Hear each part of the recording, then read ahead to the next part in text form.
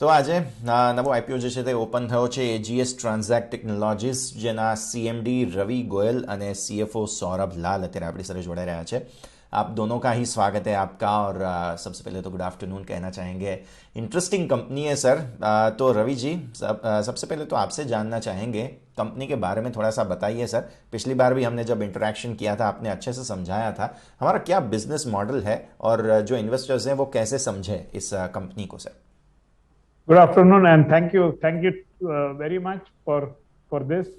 तो कंपनी जो है एजीएस, ये बहुत ही सिंपल बिजनेस मॉडल है। हम अपना पेमेंट स्पेस में हैं और पेमेंट स्पेस में हम डिजिटल पेमेंट्स में भी हैं और हम कैश पेमेंट्स में भी हैं।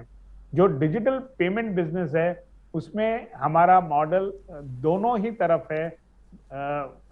या जो कि एक्वायरिंग मॉडल है और दूसरा है इश्यूएंस मॉडल।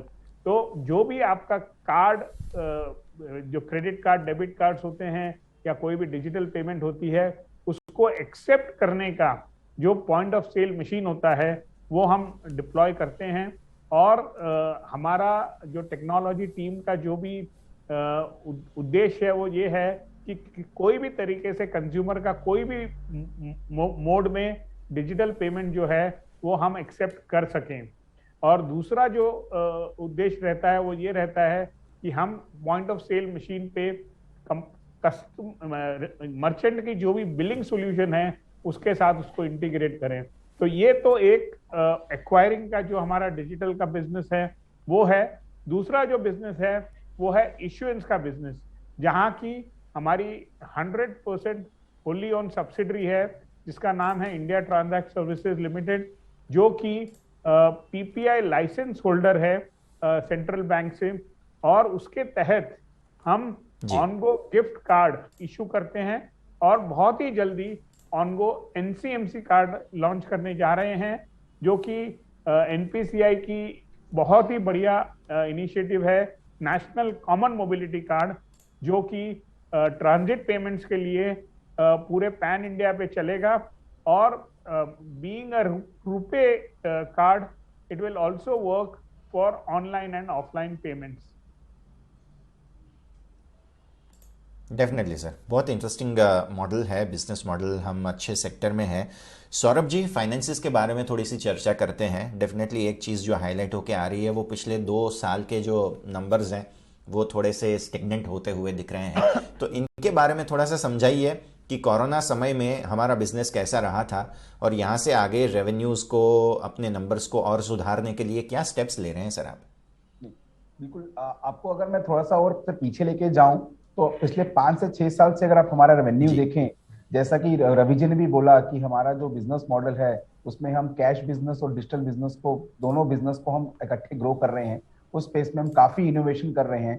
तो हमने अपने लास्ट 4 से 5 सालों के अगर पीछे से नंबर लेके जाएं और आज तक लेके आए तो हमारे बिजनेस में काफी डाइवर्सिफिकेशन हो गया है।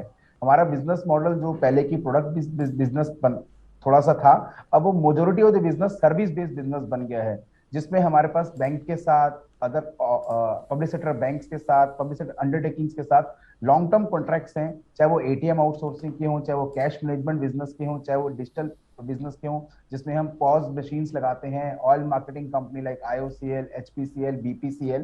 तो उसके उस तरह का अगर आप डेफिनेशन देखें तो हमारा एज अगस्त 21 जो हमने नंबर अपने डॉक्यूमेंट में भी पब्लिश करे हैं, उसमें 88% रेवेन्यू है जो हमारा सर्विस रेवेन्यू बन गया है।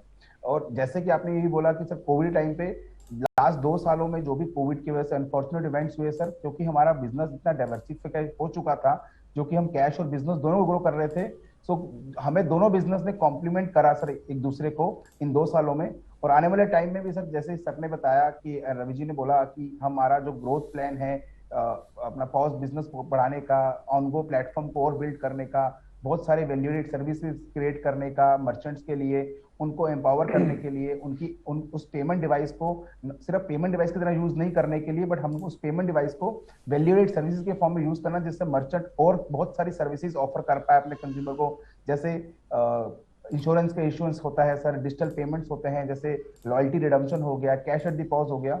तो उसको अगर हम सब ध्यान रखें तो हमें आने वाले टाइम में काफी लग रहा है कि हमारे जो रेवेन्यूज है और डाइवर्सिफाई होंगे और इन सब बिजनेस मॉडल और इन कॉन्ट्रैक्ट की वजह से काफी ग्रो हो सकते हैं। ठीक है सर।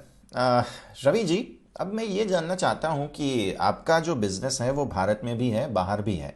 तो जियोग्राफी वाइज हमें समझाइए, ज़्यादातर बिजनेस कहाँ से आता है, और अगर विदेश में देखने जाएं तो किस तरीके के एक्सपेंशन प्लान्स के साथ आप आगे बढ़ रहे हैं यहाँ से।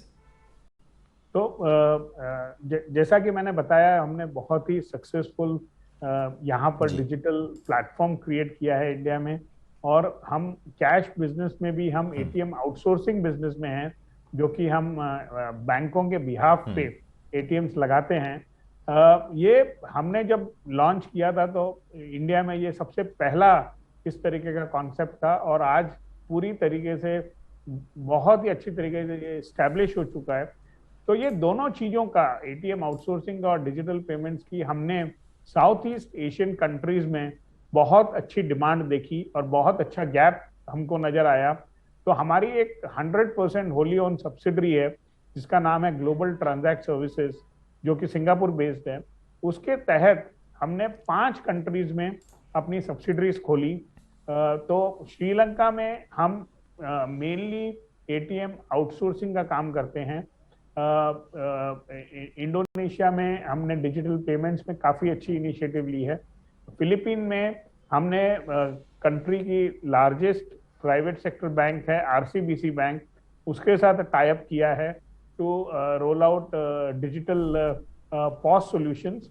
और इसी तरीके से हम कंबोडिया और सिंगापुर, ये 2 कंट्रीज में भी काफी काम कर रहे हैं। तो ये राइट नाउ हमारा जो फोकस है वो ये 5 कंट्रीज में है। और एक बार हम यहाँ पर सक्सेसफुल होंगे, उसके बाद हम आगे दूसरे एक्सपेंशन का सोचेंगे। ठीक है सर। खास हम देख रहे हैं सौरभ जी कि आपने अपने जो नंबर्स हैं उनमें फाइनेंस कॉस्ट और डिप्रिसिएशन को काफ़ी अच्छे से कम कर रखा है। इस फाइनेंशियल ईयर की अगर हम बात करें तो आपने उसको अच्छे से कंट्रोल करके रखा है। तो इनके बारे में थोड़ा सा बताइए सर, क्या ट्रैजेक्टरी है, क्या रीज़न रहे हैं कि इन खर्च जो हैं हमारे उनमें थोड़ी सी कमी आई है सर। सर अगर जैसे कि आप बात कर रहे हैं फाइनेंस कॉस्ट और डेप्रिसिएशन, हमारा जो बिजनेस मॉडल है उसके अंदर हमारे जो एसेट्स होते हैं, वो जैसे हम एटीएम लगाते हैं, जब पॉज मशीन लगाते हैं, तो वो हमारे बिजनेस में हमारे बुक्स में कैपेक्स की फॉर्म में रहते हैं, और उनका डेप्रिसिएशन और पीरियड ऑफ टाइम चलता रहता है हमारे सिस्टम बिजनेस में। और उसका जो पॉलिसीज वगैरह हैं वो बिल्कुल जो मार्केट ड्रिवन पॉलिसीज हैं, economic life of the policy है, उसके हिसाब से डेप्रिसिएशन होते हैं। और अगर हम आपको फाइनेंस कॉस्ट की बात करें सर, तो अगर हमारा ऑफर देखेंगे सर, हमारा ऑफर में को कहने के लिए ओएफएस प्रोसीड है पूरा का पूरा, बट इस ओएफएस प्रोसीड के साथ इसका एक सब्सिक्वेंट यूज है सर, कि जिसमें सेलिंग शेयर होल्डर जो कि मिस्टर गोयल हैं, उस ओएफएस प्रोसीड्स में से 650 करोड़ रुपए कंपनी को देंगे। और वो 650 करोड़ रुपए जैसे ही कंपनी को मिलेगा, वो एक एस्क्रो अकाउंट के थ्रू हमारे पास आ जाएगा, जिसका भी पूरा डिटेल हमने ऑफर डॉक्यूमेंट में दे रखा है। और जैसे ही वो 650 करोड़ रुपए सॉरी कंपनी के पास आएगा, उसका हमने एक और सब्सिक्वेंट यूज दे रखा है कि वो हमारे एनसीडीज और कुछ एक लोन है उसके लिए रीपेमेंट के लिए यूज हो जाएगा वो। और जैसे ही सर वो लोन हम रीपे कर देते हैं, तो हमारे आगे वाले आने वाले टाइम में हमारे को फाइनेंस कॉस्ट और इंटरेस्ट कॉस्ट में काफी सेविंग की उम्मीद है। और जैसे हम अगर हम आगे की बात करें, तो अगर सेविंग की बात करें, तो अगर इंटरेस्ट कॉस्ट फाइनेंस कॉस्ट की सेविंग से इसका इम्पैक्ट सीधा कंपनी के आने वाले टाइम के प्रॉफिटेबिलिटी सब पे मिलेगा, और उसका benefit automatically current share holder और फ्यूचर शेयर होल्डर को डेफिनेटली मिल जाएगा। ठीक है सर। अच्छा, हमें ये जानने की कोशिश करेंगे कि सर ऑलरेडी बहुत अच्छी रीच जो है, रवि जी आपसे सवाल है, बहुत अच्छी रीच आपने ऑलरेडी हमारे देश में जो है वो बना रखी है। कुछ थ्रेट्स के बारे में समझाइए ज़रा कि अगर बड़े बैंक्स का कोई बिजनेस जो है वहाँ से कोई अगर सिचुएशन थोड़ा सा नेगेटिव हुआ तो कैसे मैनेज करेंगे। अच्छा, ये जो नया पेमेंट सिस्टम आ रहा है, न्यू पेमेंट सिस्टम, नए प्रकार के जो पेमेंट्स हैं, उनके बारे में भी थोड़ा सा देखना होगा हमारी कंपनी को, तो इनके बारे में थोड़ा सा समझाइए सर। नहीं, तो जैसा कि मैंने बताया कि हमारी जो कंपनी है वो बहुत ही अच्छी तरीके से डाइवर्सिफाइड कंपनी है। हमने देखा कि हमारी जो डिजिटल रेवेन्यू है वो पिछले 3 साल के अंदर करीब करीब 50% ग्रो हुई है। तो तो हमारा जो रेवेन्यू मिक्स है वो काफ़ी डाइवर्सिफाइड होता जा रहा है। हम डिजिटल में काफ़ी बिलीव करते हैं, बट उसका ये मतलब नहीं है कि कैश पेमेंट्स कम हो रहे हैं, बल्कि हम देख रहे हैं कि जो प्री डिमोनेटाइजेशन जो कि 18 lakh crore cash in circulation हुआ करता था, अब बढ़ के करीब करीब 28.5 लाख करोड़ ऑलरेडी हो चुका है। और इसके 2-3 मुख्य कारण हैं। एक है कि डिमोनेटाइजेशन के टाइम में बहुत सा पैसा बैंकिंग चैनल में आया।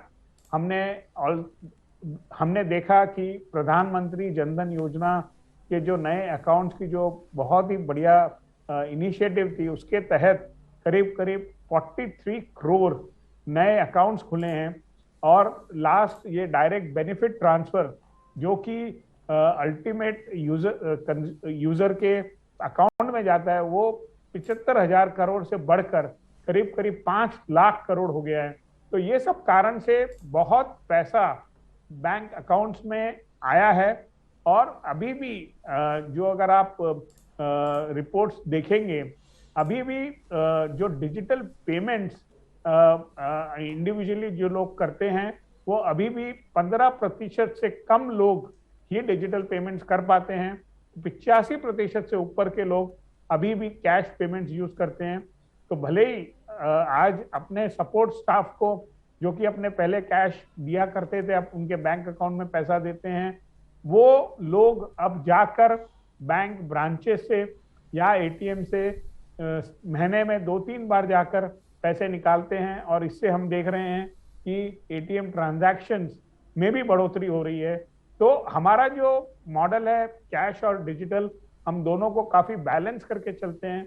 और जो भी हमारा कैश फ्लो कैश बिजनेस से आता है, वो हम फ्यूचर के डिजिटल बिजनेस में इन्वेस्ट कर रहे हैं।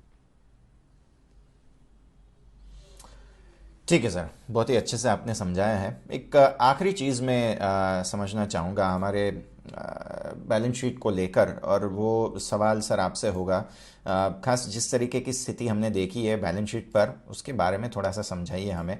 और सौरभ जी, हमारे फाइनेंसेस जो हैं अभी कैसे हैं, बैलेंस शीट कैसा है, कोई डेट का आप सिचुएशन देख रहे हैं या नहीं, और या आने वाले वक्त में बढ़ने वाला, तो इसके बारे में थोड़ा सा बताइए।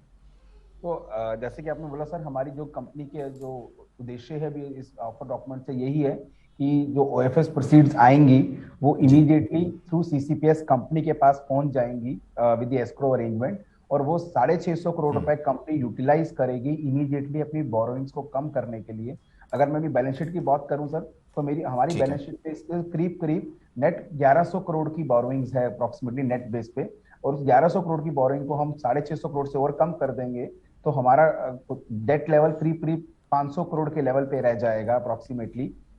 उस 500 करोड़ के डेट को अगर मैं बैलेंस शीट की स्ट्रेंथ से कंपेयर करें, तो उसके बाद सर 500 करोड़ के डेट को अगर हम अपनी इक्विटी से भी कंपेयर करें या अपने एबिटा से भी कंपेयर करें, तो बहुत ही कंफर्टेबल सिचुएशन में वो नंबर्स हैं, जो कि हमें लग रहा है कि आने वाले टाइम में कंपनी की ग्रोथ के लिए बहुत ही लाभदायक रहेंगे। ठीक है सर, मोस्टली सारे मुद्दों पर हमने चर्चा की है। तो आखिर में खास रवि जी, आपसे एक मैसेज अगर आप इन्वेस्टर्स को देना चाहें, क्या जो इन्वेस्ट करने आ रहे हैं यहाँ पर, तो उनके बारे में एक मैसेज आपकी ओर से। नहीं, तो ये जब हमने इसको आईपीओ को लॉन्च किया तो हमको बहुत ही अच्छा फाइनेंशियल इंस्टीट्यूशन से सपोर्ट मिला, भले ही चाहे वो इंडियंस हो चाहे फॉरेन इन्वेस्टर्स हो। हमारा एंकर अलॉटमेंट हमने 17 कंपनीज के अंदर फुल्ली सब्सक्राइब्ड अपर बैंड में हमारा अलॉटमेंट हुआ है। और हमने देखा है कि HDFC mutual fund, Nippon, Abakkus, सेंट, IIFL, Think Investments, BNP, White Oak, मतलब नामी इन्वेस्टर्स ने इसमें एलोकेशन हमारा हुआ है। और हम आज अभी तक हमारा HNI भी पूरा फुल्ली सब्सक्राइब हो चुका है, अभी 2-2.5 घंटे ही हुए हैं। और रिटेल भी मेरे ख्याल से करीब 90% के ऊपर ऑलरेडी सब्सक्राइब हो चुका है। तो बहुत ही अच्छा ओवरवेलमिंग रिस्पॉन्स है। And we really thank all the support from all the shareholders going forward.